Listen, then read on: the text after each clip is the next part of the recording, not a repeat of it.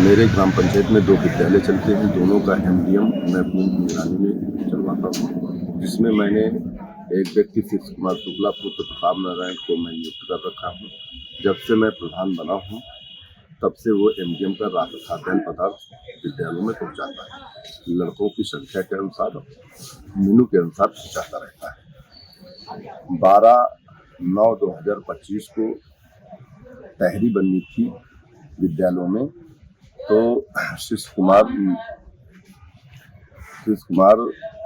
लेकर राशन जाता है, जिसमें राशन बोरे में रखा चावल को लगभग 250-300 ग्राम की कटोरी से निकालता है और 2 किलो के बाट से छोटे तराजू में तौलता है और उसको एक अनत्र झोला में डालकर उच्च प्राथमिक विद्यालय ले जाता है। वहाँ पर मौजूद रोसैया 2 रोसैया होती हैं, जिनको वो उनकी मौजूदगी में परातनामा बड़ी थाली में देता है और देने के बाद वो दूसरे विद्यालय को चला जाता है।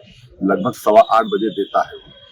इसके बाद वो दूसरे विद्यालय चला जाता है। इसके बाद वो जब दे के चला आता है तो लगभग 11 बजे का टाइम था, तब मेरे पास सूचना आती है कि प्रधान ने चावल में सल्फास की पुड़िया भिजाकर मास्टर को फंसाने के लिए भिजवाया है, बच्चों को मारने के लिए भिजवाया है। जब ये सूचना मुझे मिली तो मेरी सूचना मेरे भाई ने ही लेके आई। तो मैंने पूछा तुमको कौन बताया, तो बताया कि एक महिला चिल्लाते हुए चली आ रही थी कि चलो मोहल्ले वालों, प्रधान ने चावल में सल्फास की पुड़िया को भिजवाया है बच्चों को मारने के लिए और ओम प्रकाश टीचर को फंसाने के लिए। मैं मौके में पहुंचता हूँ। मौके में पहुंचने के बाद लोग वहाँ कम से कम 70 से 80-100 के आसपास विद्यालय प्रांगण में मौजूद रहते हैं, किचन में मौजूद रहते हैं विद्यालय के। जब मैं देखता हूं तो बड़े रोष में गंभीरता से मैं लोगों को समझाता हूं। समझाने के बाद क्या लगता है इस घटना को किसने अंजाम दिया था कि उसमें सल्फास की चावल में पुड़िया रख दी थी? हाँ, तो मैं जब उस मौके की उसको समझबूझ कर ये मुझे प्रतीत होता है कि ये अध्यापक ने ऐसा जानबूझ के इसलिए किया है कि मेरी भांजी उसी विद्यालय में कक्षा 7 की छात्रा थी, जिसके साथ प्रधानाचार्य श्री ओम प्रकाश जी ने बुरी नीयत से बुरी हरकत किया था, जिसका संबंधित थाना गाजीपुर में मेरी बहन गीता देवी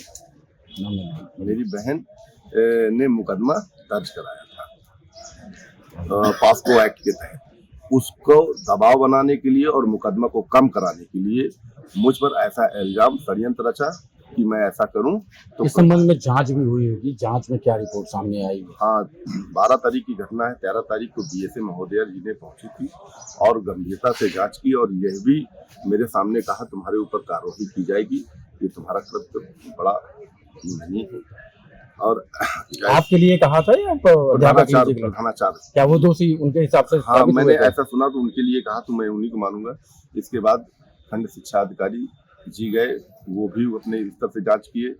इसके बाद आज तक फिर मैं उनको पता किया तो उन्होंने समिति गठन किया। समिति में बिटौरा बीओ और खजुआ बीओ वहाँ मौके में जाकर उन्होंने भी जांच की और हम लोगों से कहा कि नहीं, ये प्रधान और प्रधान के द्वारा ये काम नहीं किया गया।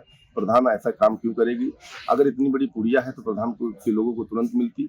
अगर ऐसी बात होती तो नहीं, ये गलत बात है। अब क्या बच्ची स्कूल जा रही है या नहीं जा रही है? बच्ची स्कूल नहीं जा रही है, भयभीत है प्रधानाचार्य से, वो नहीं जा रही है और अपने इन दोनों प्रकरण में प्रधानाचार्य के ऊपर कोई कार्रवाई नहीं हुई है? आज तक कोई कार्रवाई नहीं हुई है। मैं बल्कि इस संबंध में IGRF भी की है, उस पर भी कोई कार्रवाई नहीं की है। जांच हुई है, उस जांच में भी आज तक कोई कार्रवाई। क्या नाम है प्रधानाध्यापक को? श्री ओम प्रकाश। क्या चाहते हैं हम न्याय संगत कार्रवाई चाहते हैं, कानूनी तौर पर उस पर कार्रवाई चाहते हैं। क्या ऐसा लगता है कि भविष्य में भी अगर जब ऐसे फंसाया जा सकता है तो भविष्य में भी और भी भविष्य में हमको इस संबंध में नात रिश्तेदारों से दबाव करा रहा है, हमारे धमकियां दे रहा है और कह रहा है कि फिर समझ लेना आगे का होगा, फिर बाद में नहीं। क्या लगता है आपको कार्रवाई क्यों नहीं हो रही है? कार्रवाई इसलिए नहीं हो रही है कि कार्रवाई के संबंधित विभाग के अधिकारी सब जान चुके हैं, पर अपने विभाग के वो बचाने की वजह से सारे षड्यंत्रों को गोल मरोल कर रहे हैं कि किसी प्रकार से हमारा अध्यापक न फंसा जाए और ये मामला शांति पर